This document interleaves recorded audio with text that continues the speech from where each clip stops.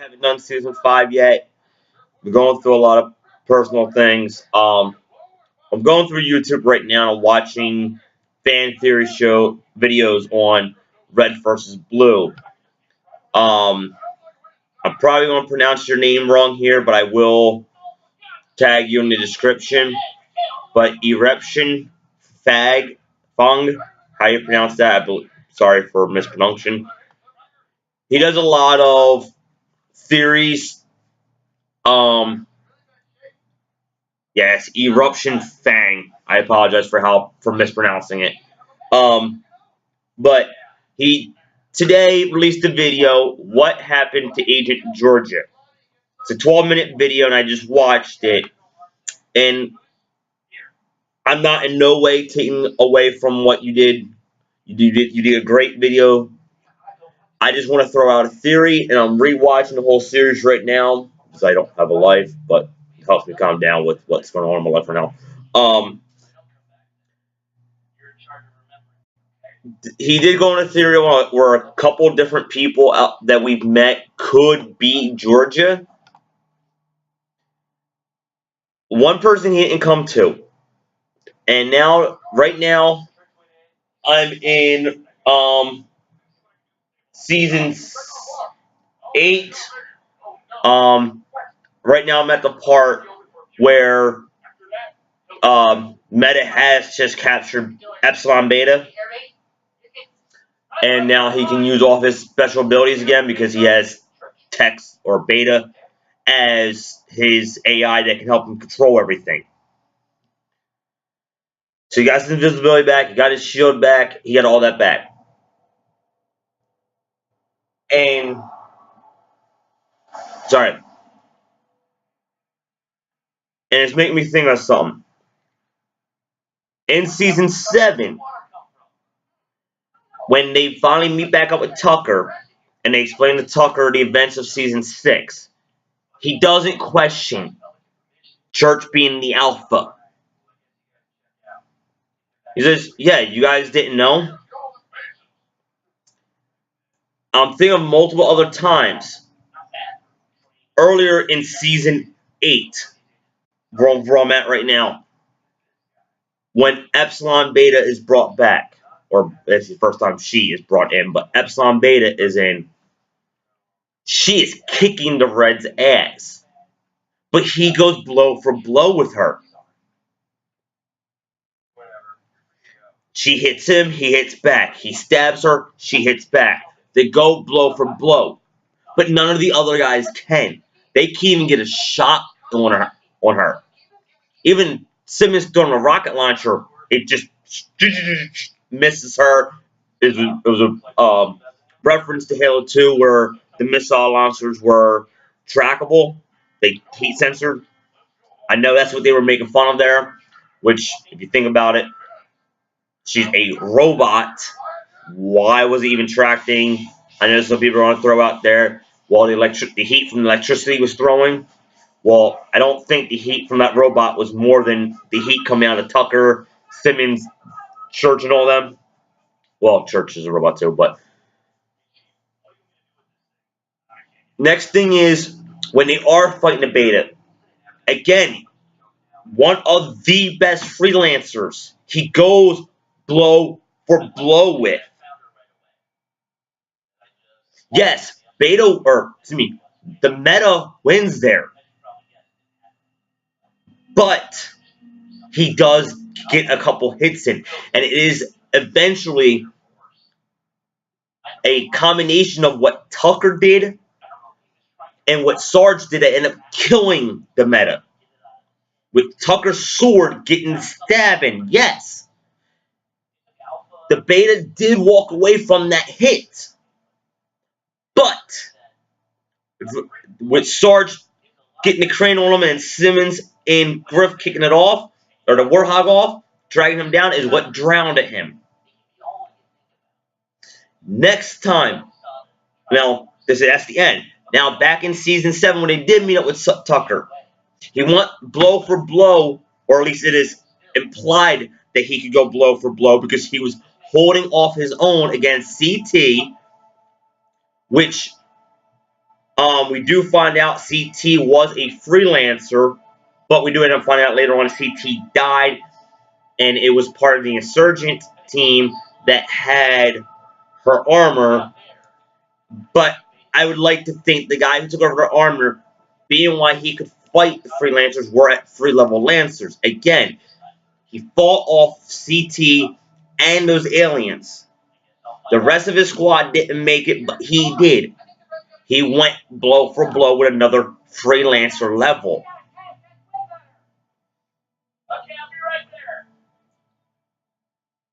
Then, when they had at the end of season 10, when they are teamed up with Caroline and they find the director, again, yes, all the other reds and blues in there do get their hits in, but they're shooting. Carolina, Caboose, and Tucker are the only 3 that get physical hits in on all those. I don't know what version of beta that would be, but all those forms of text, which are all freelancer levels. Yes, they're weaker and weaker and weaker because they were a copy of a copy of a copy of a copy, and he was trying to get it right. But at first, though, yes, it was a tag team against Carolina, but Carolina did get her licks in before the Texans start to win. Yes, it was Donut that distracted the couple that got Carolina safely so they could team up. Yes, Caboose was under control of an AI.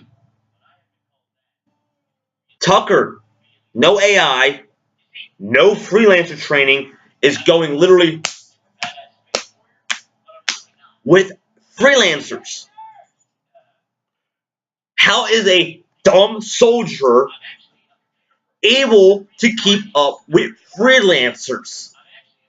Now, it's one thing to be able to shoot a freelancer, okay, you got a lucky fucking hit in. But they sit there and go blow for blow, for blow, for blow, for blow. With a freelancer, you gotta be freelancer level. If not, what the fuck is the special ability of being a freelancer? Yes, we know Carolina is great, but then again, she's also the director's daughter.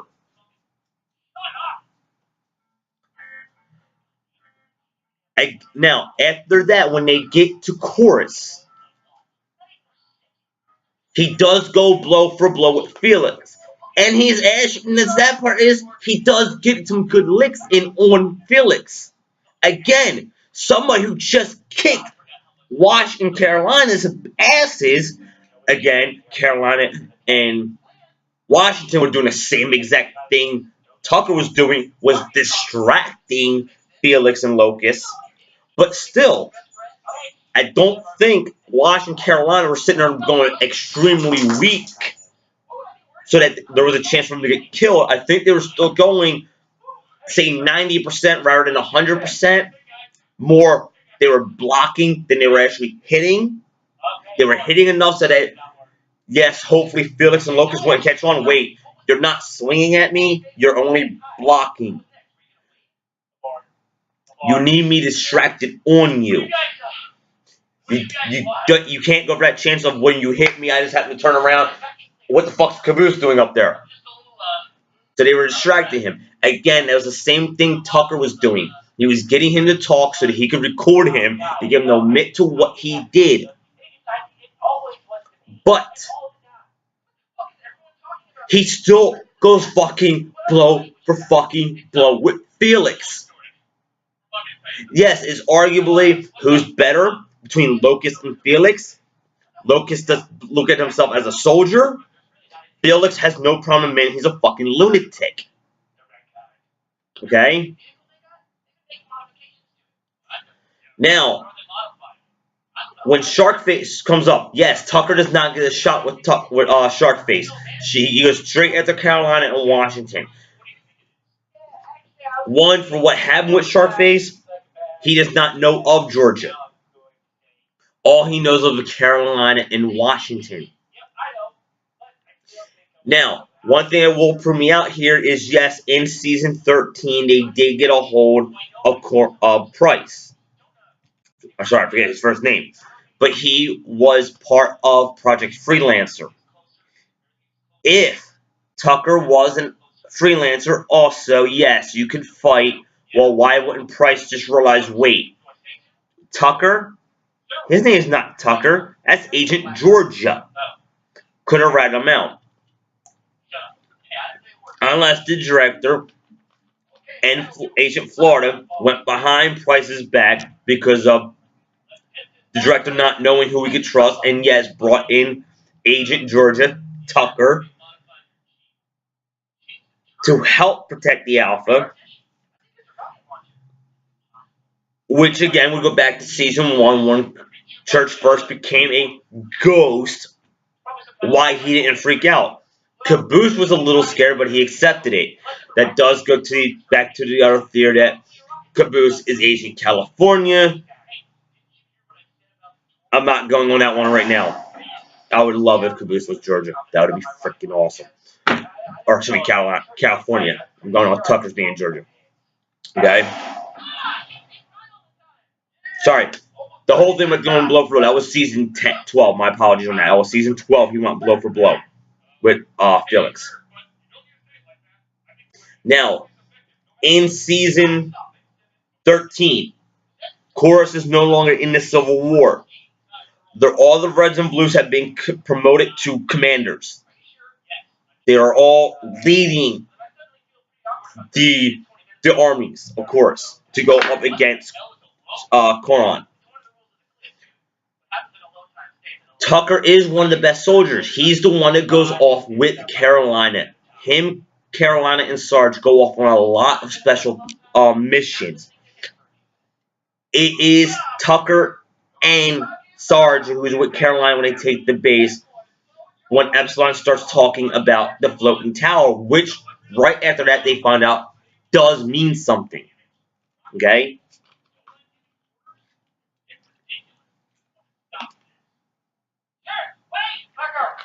Excuse me.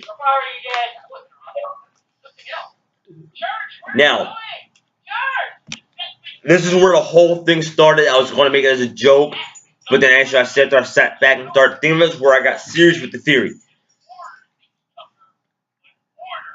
At the end of 13, it is revealed that well, actually, it was at the end of 12. If you watch the deleted scenes or the after credit scenes, that Coron Enterprises has the Meta's armor, and they've been doing stuff to it. At the end of 13, Epsilon going through the ship's computers found the Meta's armor, and he tells Felix to bring it up. Brings it up, and out of all of the people there,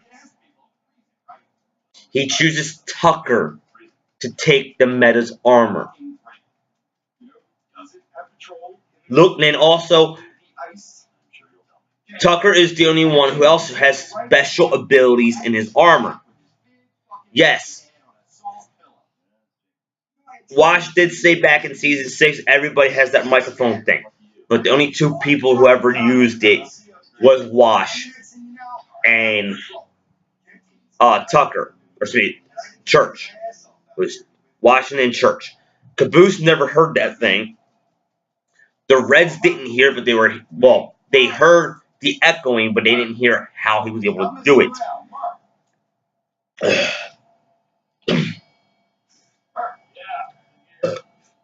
Excuse me. Okay? He chooses him to have Epsilon chooses Tucker to have Epsilon or Meta's body armor. And he believes with this armor and Tucker being the one with it, it's the better idea. Now, yes, he is about to break himself down in all these other AIs. Again, he's going to make Tucker into the meta. He's going to give him multiple armors, or multiple AIs. Now, it is theorized that each one of them will come back. There will be a new Delta, a new Iota, a new I can't think of his name right now. But yeah, all the AIs we've met before will come back. Now, we have shown that it was shown that in 12 that Epsilon and Epsilon's Gamma were working side by side. It did show that Epsilon made an Omega, and the Omega tried to come in a couple times. But Epsilon was able to control him. You could say that's because, in this case, Epsilon's the Alpha, but still, he was able to control him. Now, in Season 10, when they finally do find a director, Epsilon goes through the form of all the other AIs. As his young director, we trusted you. We so-and-so. And every time he says something different, he turns to that form of that AI. For example, Delta was the logic. Iota was the trust. And that it was a trust he turned to Iota. But he goes through the whole thing. I'm getting way off topic right now. My main thing is, and this is fan theory. Fan theory. Okay? Tucker is Agent Georgia.